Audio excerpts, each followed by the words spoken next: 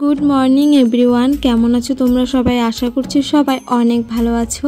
আমি রিয়া, আমার এই ছোট্ট ডেইলি মিনি ব্লগে তোমাদের সকলকে জানাই স্বাগত। আরও একটা নতুন সকালের শুভেচ্ছা সবাইকে। আমি তো আজ খুব সকালে উঠে পড়েছি, আর উঠেই দেখছি বাবা সামনের মাঠে তেল দিতে যাবে বলে তেল দেওয়ার মেশিনে জল, ওষুধ সমস্তটা ঢেলে নিচ্ছিল। একবার এক বালতি জল ঢেলেছে, তাতে হয়নি, আরও এক বালতি আনতে গেল। আমি উঠে প্রতিদিন আমার যা কাজ থাকে, উঠান ঝাড় দেওয়া, ঘর ঝাড় দেওয়া, সমস্তটা কমপ্লিট করে বাসন মেজে চলে এসেছি ব্রাশ করতে করতে এই সুন্দর সুন্দর ফুলগুলো দেখতে। দেখো কত সুন্দর ফুল ফুটেছে। এমন সুন্দর ফুল সকালে দেখলে এমনি মন ভালো হয়ে যায়। ওই ফুল থেকে একটা ফুল ছিঁড়ে ঠাকুমাকে গিফট করলাম।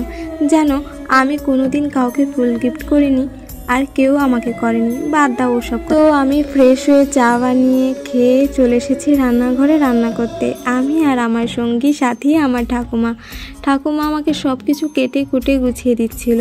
আজ রান্না করব আলু কাঁচকলা দিয়ে মাছের ঝোল আর কচুরলতি দিয়ে মাছ দিয়ে।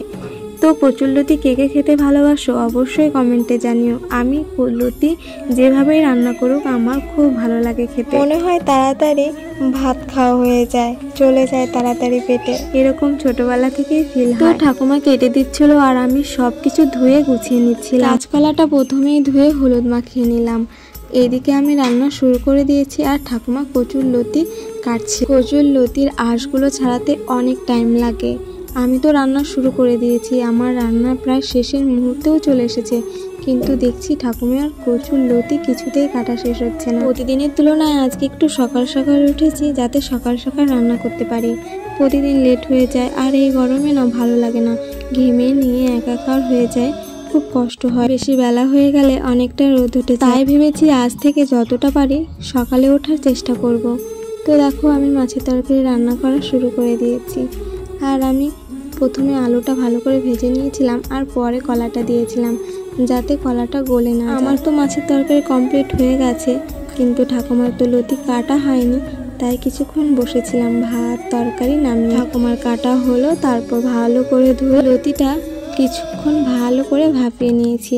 আর না ভাপালে লতি ভালো হয় না, গলা ধরার ভাব থাকে, অনেক প্রবলেম হয়। তোমরা আমার প্রত্যেকটা ভিডিওতেই কমেন্ট করো যে দিদি ভাই তোমার বাড়ি কোথায়। আমার বাড়ি নদিয়া জেলার বেথুয়া ডহরিতে, আর যাদের বেথুয়া ডহরি আশেপাশে বাড়ি তাদের জন্য বার্নিয়া, কারণ বেথুয়ায় যাদের বাড়ি তারা অবশ্যই বার্নিয়া চেনো, আর অনেক দিনের মানুষরা বার্নিয়া চেনে না, এর জন্যই বেথুয়া ডহরি বলি। তো বেথুয়া ডহরি তো সবাই চেনে, অনেকেই চেনে, আর যারা বাংলাদেশ থেকে দেখো আমার বন্ধুরা, তাদের জন্য আমার বাড়ি ইন্ডিয়াতে। তো দেখো কথায় কথায় আমার লতি রান্নাও কমপ্লিট হয়ে গেছে। কেমন হয়েছে আমার লতি রান্না করাটা অবশ্যই কমেন্টে জানিও। তো টাটা, দেখা হচ্ছে নেক্সট ভিডিওতে।